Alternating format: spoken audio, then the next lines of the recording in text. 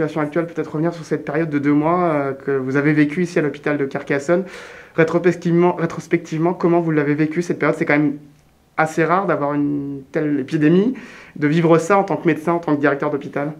C'est une expérience professionnelle totalement inédite et sans précédent, à la fois de par son intensité et de par la durée de la crise, puisque effectivement, même si actuellement les suspicions de patients Covid que l'on a à prendre en charge s'avèrent dans la plupart des cas négatifs, nous gérons encore, en particulier sur le service de réanimation, des patients en période post-Covid qui sont chez nous maintenant depuis un petit peu plus de 2 mois et qui sont en période de réhabilitation après des séjours compliqués et émaillés effectivement de difficultés multiples avec des défaillances d'organes qui se sont succédées dans le temps.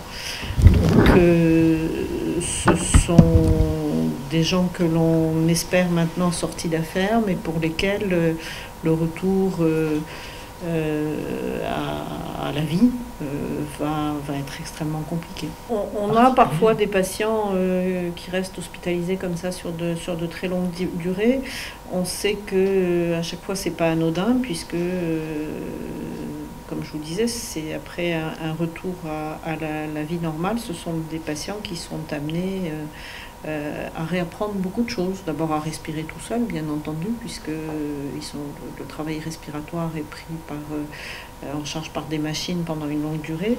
Et puis parfois aussi réapprendre à marcher, parce qu'on a une fonte musculaire, parce qu'on a des articulations ankylosées, voilà, sans compter toutes les séquelles possibles sur les différentes fonctions vitales, en particulier rénales.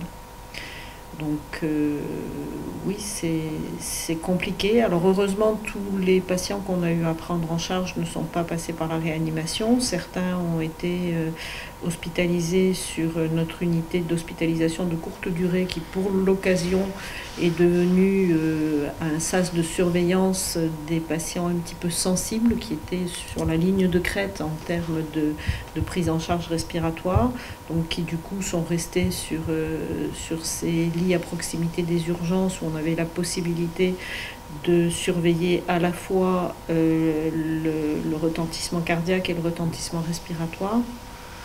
Ils sont restés parfois entre 1 semaine et 10 jours.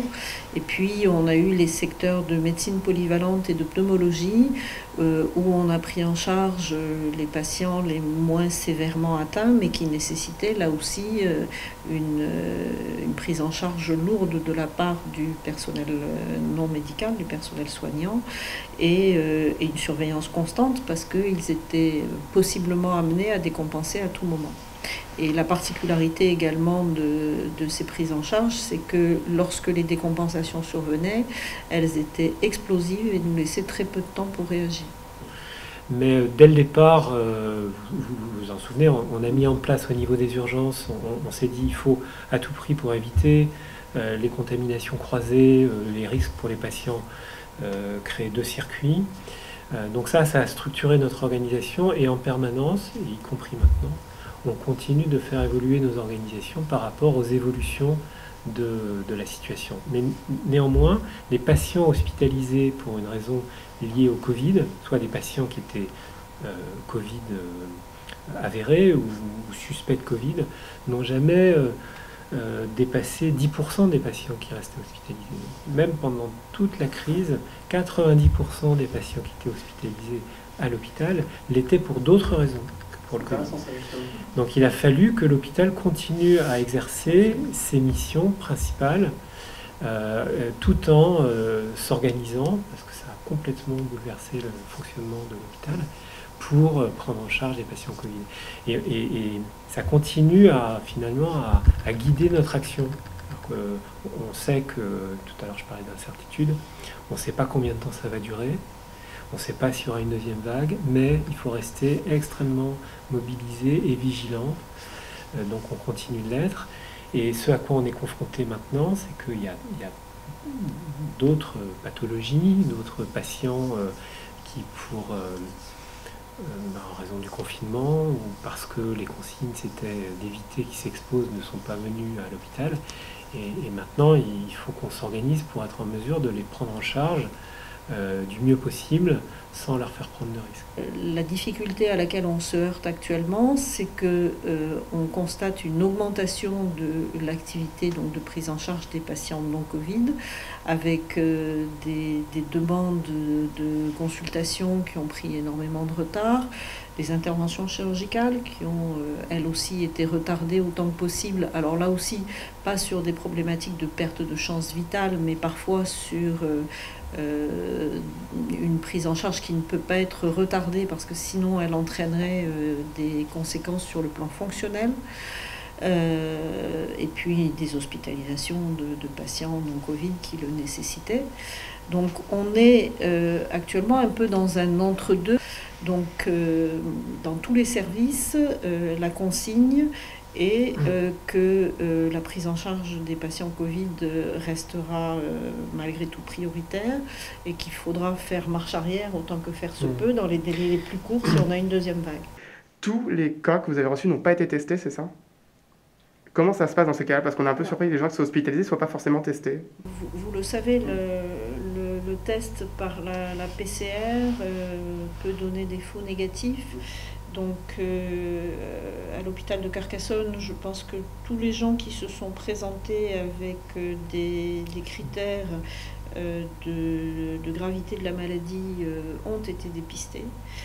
Ils le seront d'autant plus maintenant avec les mesures qui sont mises en place au niveau du tracing, c'est-à-dire par rapport à l'enquête qui est faite aussi bien sur les sujets contacts d'un patient positif dans son milieu familial que dans son milieu professionnel. Pour les patients qui n'ont pas été dépistés par PCR, ils ont malgré tout bénéficié d'un scanner thoracique qui est un examen qui donne quand même une bonne sensibilité par rapport à la présence de ces fameuses images en verre dépoli qui sont typiques du Covid, mais qui peuvent aussi faire évoquer d'autres pathologies et qui donc du coup nécessitent de la part des médecins de garder une vigilance et puis bien sûr un raisonnement clinique en fonction des symptômes présentés pour faire un petit peu la part des choses. Mais les patients qui se sont présentés à l'hôpital de Carcassonne et qui présentaient des signes de gravité ont tous été dépistés. Ceux qui ont été renvoyés à leur domicile sans dépistage, c'est parce que pour les médecins, ça n'évoquait pas un tableau pouvant justifier d'un possible Covid. La chloroquine, on en avait parlé dans une précédente interview, a été utilisée. Sous quelle forme ça a été utilisé ? Est-ce que c'est avec le protocole du professeur Raoult ou au contraire, est-ce que Alors, vous avez utilisé tous les types de traitements ? Ça a été utilisé, oui, en suivant les recommandations, en particulier des protocoles d'inclusion de patients dans les différentes études qui ont été mises en place au niveau national et dont on n'a toujours pas d'ailleurs de résultats évidents.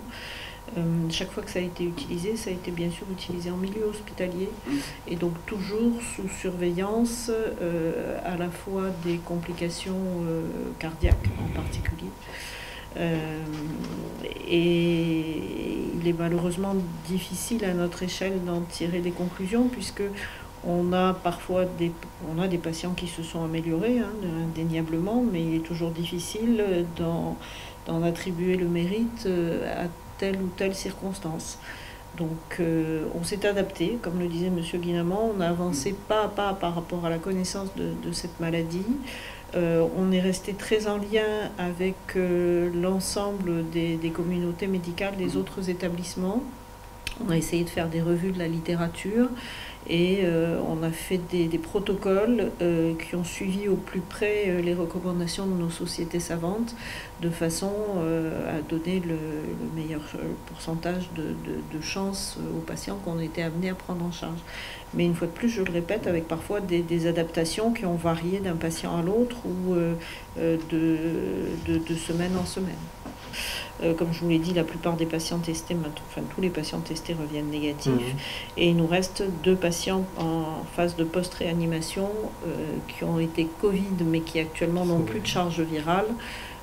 Sur le service de réanimation. Donc là, il n'y a plus aucun patient en réanimation Covid à Carcassonne. Et depuis là, ce week-end Oh non, depuis maintenant quelques semaines, hein, on constate effectivement la même décroissance que celle qu'on note au niveau national. Mais par contre, le service de réanimation continue à être chargé, puisque, comme je vous disais, on récupère maintenant toutes les autres pathologies. Ce qu'on peut se dire, c'est que le confinement a permis effectivement de stopper le développement de l'épidémie. Et on l'a bien vu, hein, le pic épidémique pour l'hôpital de Carcassonne, c'est la toute fin du mois de mars. C'est à ce moment-là qu'on a enregistré le plus grand nombre de patients hospitalisés pour ces raisons. Et puis depuis la fin mars, début avril, on voit la courbe décroître de façon régulière. Si on a vu cette courbe progresser de cette façon, c'est vraisemblablement parce que le confinement a porté ses fruits. Donc c'est vrai que on est depuis le 11 mai maintenant en période de déconfinement. On est très attentif à la façon dont les choses vont se passer, parce qu'il faut vraiment que les gens restent très vigilants individuellement, collectivement, pour éviter une reprise de l'épidémie. Donc là, nous, on continuera d'essayer d'exercer nos missions du mieux possible.